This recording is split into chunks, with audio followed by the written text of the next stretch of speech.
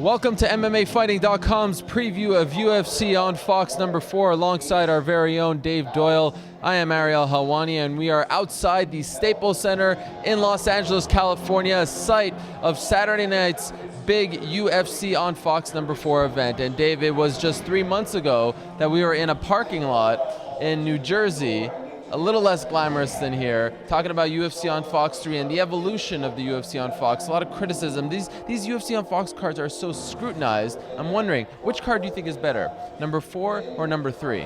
Well, if you're asking me strictly which event had better fights, on paper, UFC on Fox 3 did. You know, everything delivered in the octagon that night. Of course, the ratings didn't exactly bear that out.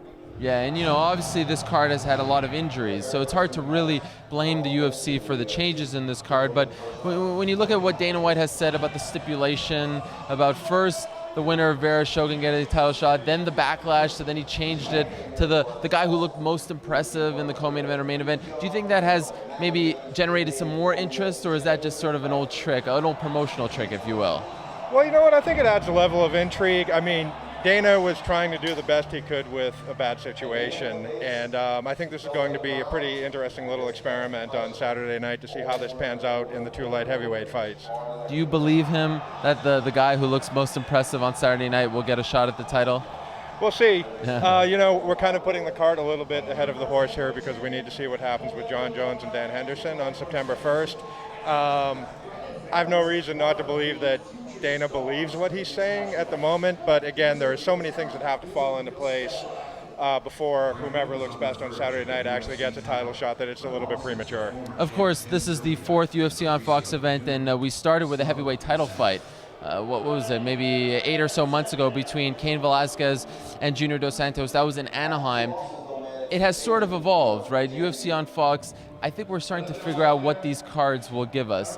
Not really UFC heavyweight title fights, more like top contender fights, right? Do you like that? Sure, yeah, I think it's a balancing act that they're trying to figure out because obviously they're not going to give away too many heavyweight title fights for free when there's so much money to be made on those. But at the same time, UFC on Fox 3 showed that simply trotting out matches out there that may sound good and deliver but aren't necessarily featuring household names. Right. They don't draw television ratings. So I think, you know, I think they're trying to find the fine line. And, you know, there's a decent card coming up on Saturday night. Some of the fights look good on paper, and you've got a legitimate headlining name in Mauricio Shogun Rua. So I think this is a little closer to what we're going to be seeing going forward. Considering the Olympics are going on now, and considering it's not the greatest card of all time, do you think this card will draw higher ratings than UFC on Fox number 3? Absolutely. For one thing, they're doing a lot better job promoting this event than both on the UFC end and on the Fox end. You barely saw any sort of promotion for UFC on Fox 3, and that showed in the ratings rather. Right. And, you know, sure, the Olympics are going on. I'm not sure how much of a crossover there is between the Olympics and mixed martial arts, but either way, back on UFC on Fox 3, you're going against a Floyd Mayweather fight, you're going against the NBA and NHL playoffs. You have a whole lot of things going on that aren't going on this weekend. So I think given the better promotion and the lack of other competition, I do think we'll see a bit better ratings this time out. Yeah, speaking of promotion, playing behind us is the UFC on Fox Road to the Octagon special that aired this past weekend on Fox. They didn't have anything like that for number 3, so clearly they're investing more time and funds into this 4th event. Let's talk about the main event. Brandon Vera versus Mauricio Shogun Rua. I am a sucker, I will admit it. I am a sucker for hype. I'm a sucker for trash talk. I'm a sucker for a guy coming out there and saying all the right things. Brandon Vera is saying all the right things. Do you believe he has a shot of pulling off the upset? Well, you know what? He has a shot. I'll say this. You know, Brandon Vera took a lot of crap from MMA fans simply for being put in this position. I went down to Chula Vista at Alliance MMA. I watched him train. He looks sharp. He looks focused. If nothing else, you can say this guy's taking his opportunity seriously. Those aren't empty words that Brandon Vera is speaking. I think this is going to be a better fight than people are expecting going in. Now, that said, I still have a hard time seeing him beating Shogun, but he certainly has a chance. And let's be honest, he has said some big things in the past. He's one of those guys who always tells us he's in the best shape. He's made some pretty bold statements about being, the light heavyweight and heavyweight champion. So we've heard this from Brandon, and I can understand why people aren't buying it. But it just seems to me like he's taking this sort of underdog mentality very well. And for him, it almost feels like he's playing with the house's money at this point. He really has nothing to lose. Yeah, absolutely. And, he gets it. He gets that, that he failed to live up to the hype for a while, and he gets that this is basically his big chance. He has one opportunity to, not like beating Shogun in and of itself will make up for the last few years, but he can get himself right on the right path, and it's kind of put up or shut up time. Do you think this is his last opportunity to really make a splash in the UFC? If he doesn't do it, can you see Dana putting him in this spot again? Right. So you think, at the end of the day, though, Mauricio Shogun Rua wins. Why? Because he's just a better fighter. I know that's not the most in-depth analysis, but sometimes it really is that simple. He's coming off one of the greatest fights in UFC history. He also is going to feel like he has to prove that he's deserving of another title shot. He's been in the spotlight a long, long time, and these careers don't go forever. So, sure, Brandon Vera is pretty hyped up for this fight, but Mauricio Rua has been in this position before and he's come through before, so it's hard to see him not doing it again. In the co-main event, we have another light heavyweight fight between Ryan Bader and Lyoto Machida. Lyoto Machida coming off that tough loss to John Jones at UFC 140 back in December. Ryan Bader coming off a huge win for him over Quinton Rampage Jackson in Japan. Interesting styles matchup here. Wrestler, striker, Lyoto Machida so elusive. Who will be able to enforce his game plan on Saturday night, in your opinion? That's the million-dollar question right here. I actually think it kind of comes down to where's Ryan Bader's head at, because we were at the open workouts yesterday. All of the light heavyweights who are involved in the co-main events tomorrow were pretty much asked about the potential of the title shot, and Bader was the only one who kind of went on and on about it. The other three, they all said what you'd expect them to say in the situation. They're not looking forward.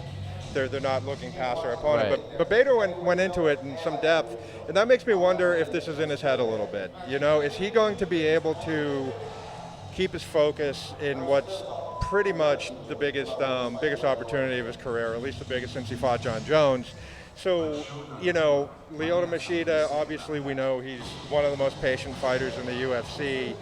I think it's going to come down to, is he going to goad Ryan Bader into making a mistake? And that's my guess as to how it's going to play out. So you think Machida wins? I think Machida, it might take a little while, but I think, by the second round, he's going to find that opening and TKO him. Also on the card, Mike Quickswick makes his return to the UFC. It's his first fight in the octagon since UFC 109 in February of 2010. Unbelievable that it's taken him this long to come back. Of course, he's dealt with a ton of esophagus issues and knee injury. I mean, it's an amazing story, and it's hard not to feel happy for the guy to see him on this card. Do you think it is safe to expect to see the same Mike Swick, or are you expecting to see a different, a better, a worse? What are you expecting from him? He's had 2 years to work things out. I guess the question is he going to have octagon rust? When you're out of action that long, that's always a potential factor. But that said, I've kind of played through how this fight could go out in my mind, and I see, if Mike Swick has jitters, if he has rust, I kind of see that as being DeMarquez Johnson's only path to victory in this fight. So if that's the best case he can make for a fighter winning, when push comes to shove, I think we're actually going to see the old Mike Swick, and I think we're going to see the return of the Swickatine. Wow, the return of the Swickatine. I like it very much. Of course, that's Mike Swick versus DeMarquez Johnson in welterweight action. One more fight on the main card, Jamie Varner versus Joe Lozon. Who you picking? Why? 50-50. Yeah. This one can go either way.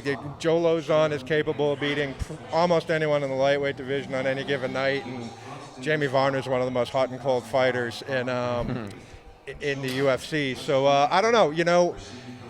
Jamie Varner has lightning in his fists for a lightweight, and his biggest victories have come when his opponents haven't respected his power. I can't see Joe Lozon being dumb enough to kind of to walk into a flurry like that, but I also don't know if he can get Varner down and work his submissions. So it's 50-50, so, you know. Don't sit on the fence here. What's that? You can't sit on the fence here. All right, well, I'm a Bostonian, and Joe Lozon's a Boston guy, so I'm going to make the hometown pick. I like it very much.